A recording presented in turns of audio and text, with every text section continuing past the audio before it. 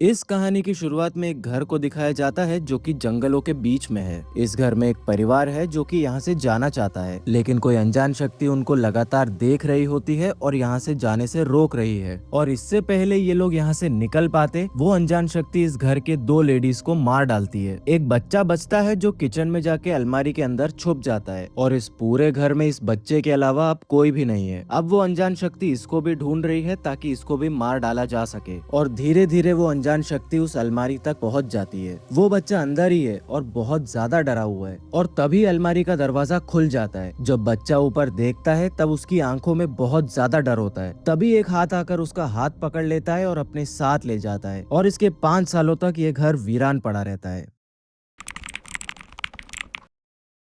तो फिल्म की शुरुआत में एक नया परिवार एक पुराने फार्म हाउस में शिफ्ट होता है। जब वो अपनी गाड़ी से निकलते हैं तो उन्हें अपने नए घर का कंप्लीटली डैमेज फसाड दिखता है।